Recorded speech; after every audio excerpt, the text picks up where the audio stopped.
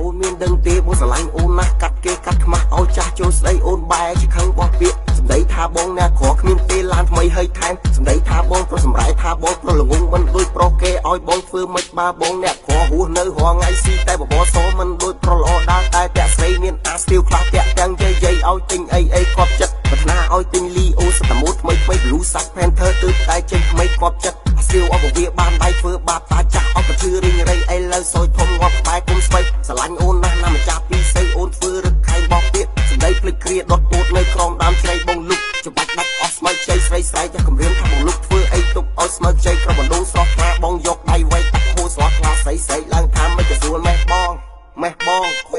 មិនយូរប៉ុន្មានអូនក៏មានគូនបងក៏ភៀសខ្លួនទៅនៅស្រុកថៃតែបងមិនភ្លេចទេនៅស្រុកពីសីបងតែងលោកលៃជួបអូនគ្រប់ពេលបងផ្ញើលុយកាក់ឲ្យកូនចៃដែរបងទិញលីអូដាក់ចូលក្នុងបដោបងទិញដាច់ផ្កាផ្ញើទៅជាវ៉ាទិញសុំអនាម័យសកពុកមកខ្លាស្រីស្រីឡើងថាខ្វះសលេអនាម័យខ្វះភាពកក់ក្ដៅក្នុងពេលរៀបត្រីឲ្យបងធ្វើមិន